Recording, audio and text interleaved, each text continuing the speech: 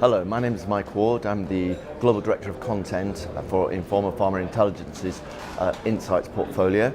We're here at the Biotech Showcase in San Francisco, where investors and biotech companies, pharma companies, all get to meet each other and sort of discuss, what's hot, and also look to the opportunities for doing deals. I'm joined by Isabelle de Cremoux, who's a CEO and a managing partner with Seventure Partners. You guys recently, or about 12 months ago, or just beyond 12 months ago, you raised a fund that was dedicated to the microbiome. Microbiome is one of those topics, like immuno-oncology, which is sort of very, very hot, or appears to be hot. And I just wondered whether, since you created the fund, have you seen the kind of momentum that you had originally anticipated? Yes, actually we raised the fund in several closings, and the last closing was actually 1 year ago. Right. And the final size of the fund is 160 million, which alongside with co-investment financial vehicles made as if we had 250 million dedicated to the microbiome applications. And that 250 million, is that euros? Euros, yeah. euros dedicated to the microbiome applications in all fields, meaning in pharmaceutical, in nutritional products, as well as in biomarkers and diagnostic applications. And since we created the fund, so rather recently, we have seen almost 200 companies raising funds in the microbiome field, which is quite significant compared to the early status of the global field. We have invested in 9 investments so far, deploying about 1/3 of the fund. So we still have a very high appetite to find more deals and to invest in more companies. Right. And we have invested in Europe as well as in the US. We've made 3 deals in the US and 6 in Europe, and we're currently in advanced negotiation to sign something in Japan. Right. Okay. So 200 companies. That means there's quite a lot of activity.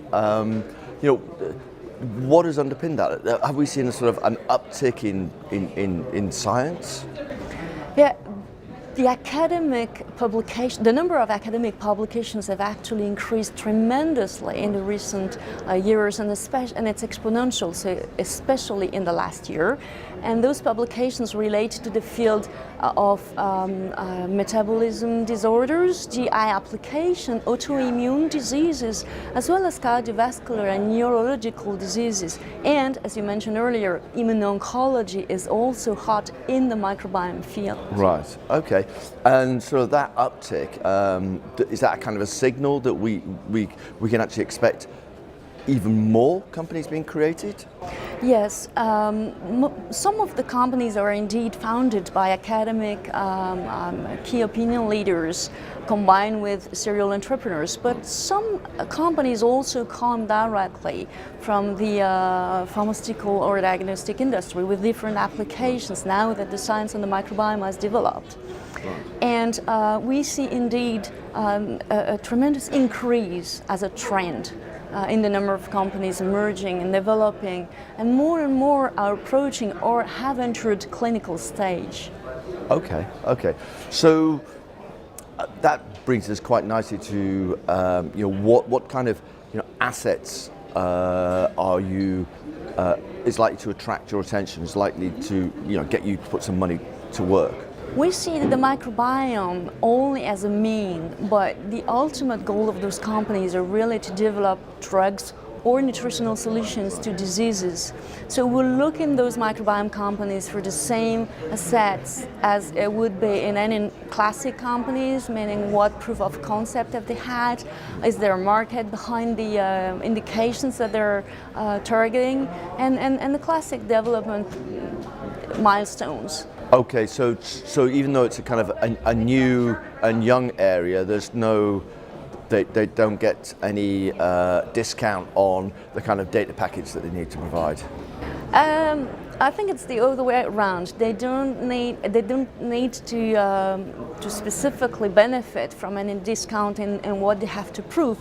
But there's a major upside and goodwill in the fact that when they're first mover in that area, the exit valuation or the collaboration value are much higher than a classic and mature field, because many and more big pharma companies are really wanting to enter these fields, and the valuation of all deals is going to be bigger and bigger over the next years.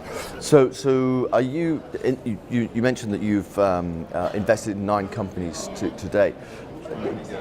Are you normally the sole investor, or are you the lead investor in a syndicate? How does that work? It really depends. Many investments that we've done were at inception or early seed stage, and in that case we generally do the early and seed stage investment ourselves. Then we syndicate for the Series A and B with others, because we like first to share the financial risk, but also to help the company to expand globally and worldwide. And we generally try to syndicate with other venture capital or corporate venture, or even direct corporate companies that could bring this international aspects to the company. But in some occasion, we've also invested in more mature company that had part of their developing products in the microbiome field, even if the rest of the company is in class. Can you give an example of that kind of deal? Yeah, we have invested in Combrook, for example, in Boston. This is a company that is developing products from a nutritional perspective for people suffering from genetic diseases such as PKUs. And in addition to the classic stream of product that they have developed a new range of applications and products that are microbiome related. Okay. So I know it's difficult, you probably don't want to choose what your favorite company is, but is there in the sort of the portfolio that you've got so far, is there a company that you just sort of say, actually this would be a good example of the kind of business that you would fund, and maybe you could explain what it was that they had? I think I will jump on what you said in the introduction, that microbiome was hype, immuno-oncology was hype.